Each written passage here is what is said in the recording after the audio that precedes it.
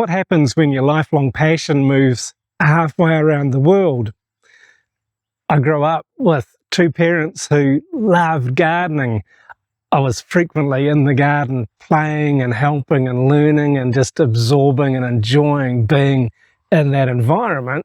And so naturally, I think, as I became an adult, I continued this enjoyment and developed a real passion for gardening. We grow up on a very typical quarter-acre section in the suburbs of Auckland, New Zealand, and we had vegetables in the ground most of the year. We had quite a few fruit trees.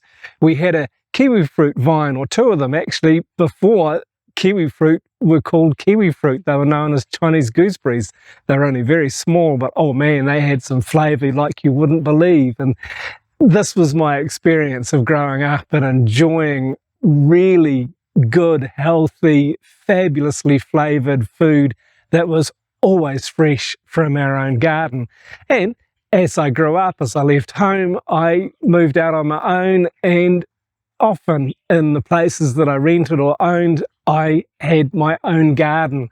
I became more interested in organic garden and permaculture style gardening. I'm really inspired by permaculture still, and this is something that has gone back nearly 35 years or so now and is being incorporated into what we do here now, living in Northern Thailand, a long way from the suburbs of Auckland City in New Zealand. But when I first came here, I paused my gardening.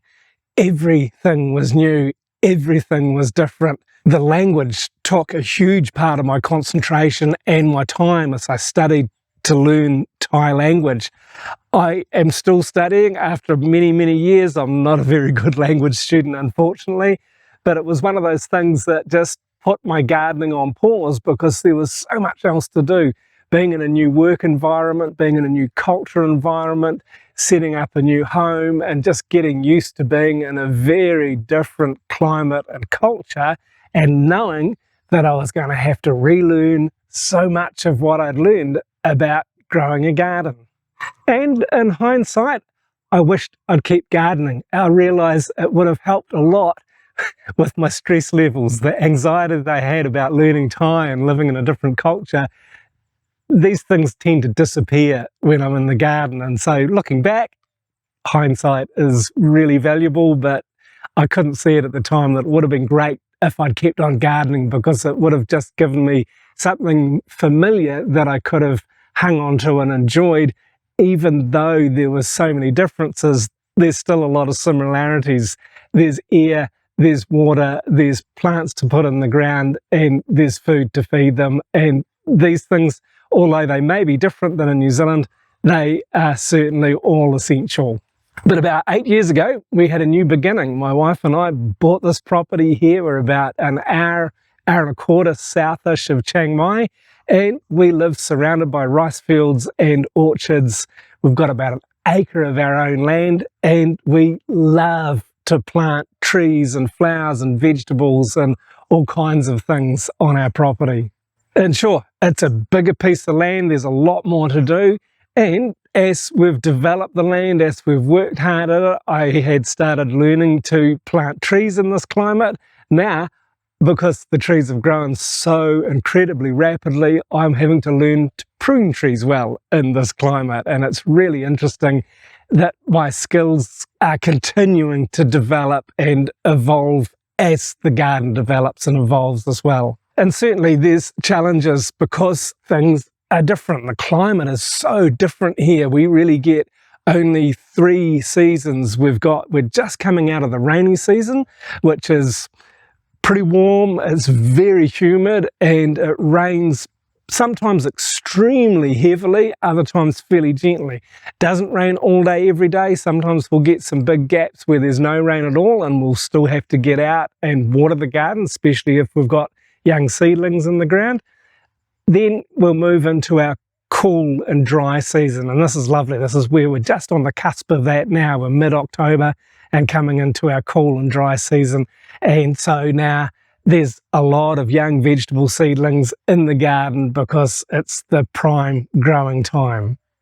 And then we move into our hot and dry season. So after the cool season ends, the rains don't start immediately, but it gets really hot. And this is a time of the year where our garden is fairly dormant because there's not so much happening.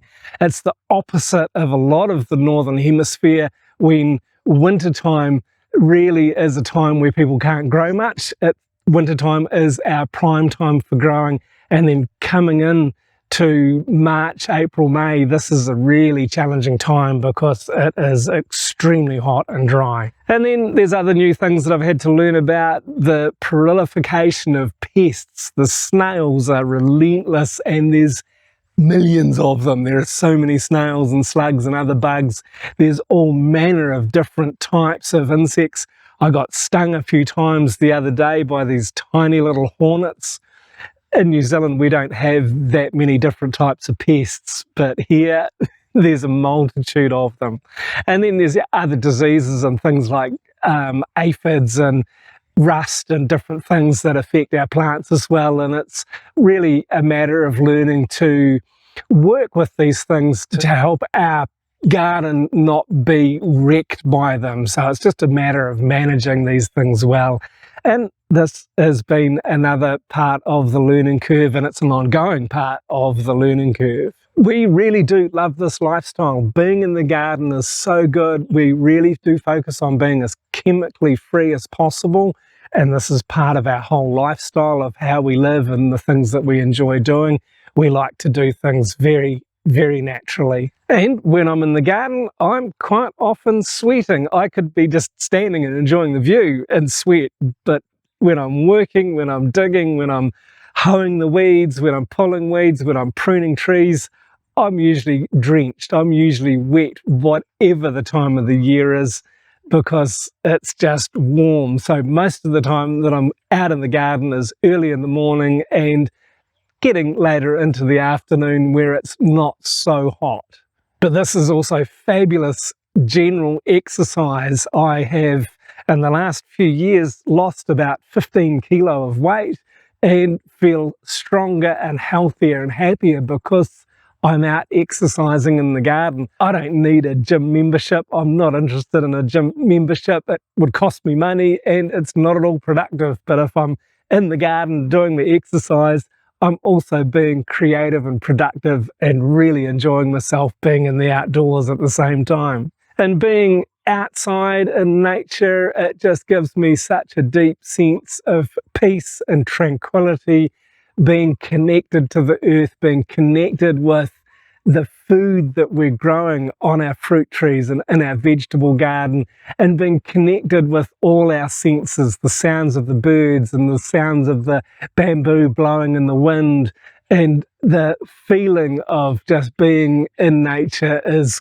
quite wonderful and so refreshing, even when I'm working hard. And being in the garden, sure, it's a very physical part of my life, but it's also a very important mental part of my life.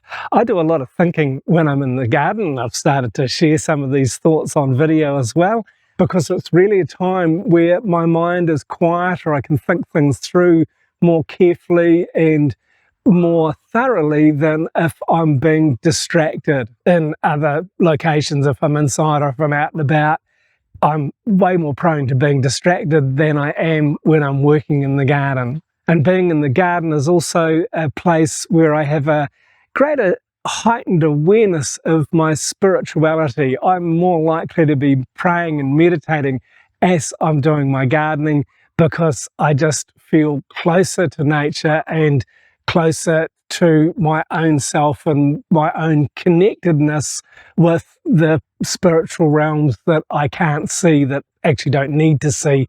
But being outdoors in the garden is a time where I find that this is a time where that connection that I feel spiritually is heightened. And so the slow life gives me time to ponder, it gives me time to meditate, it gives me time to really better understand myself and my relationships and just enjoy the environment that we have our life in. And yeah, I find this is really helping me to be well grounded and have a good foundation, that my physical, my mental and my spiritual state is a lot more firmly grounded than it used to be, and I really enjoy it. And this also then opens me up to being more creative and to be more ready to learn new things. And I find somehow being in this environment, it just, yeah, I'm more open to learning and seem to pick things up more easily.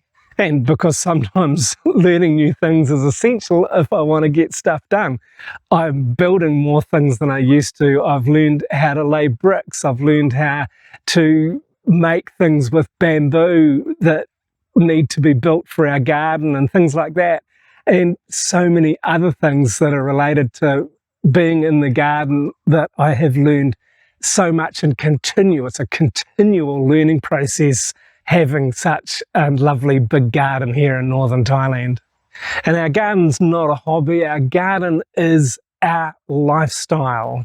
And this is very interesting. It helps me to stay curious, it helps me to learn so much more, it helps me to enjoy life so much more. It is absolutely fulfilling. And this fulfillment that I feel is so valuable to me, and I'd like to encourage you to think about what it is in your life that is the most fulfilling and how you can make more time and make more space for this in your life so that you can have a more fulfilled lifestyle and be more at peace and more at rest and more confident in living your life and loving your life. And if you'd like to learn a little bit more about how it is that we're living our dream here at Suansok Homestay, you can check out this video next.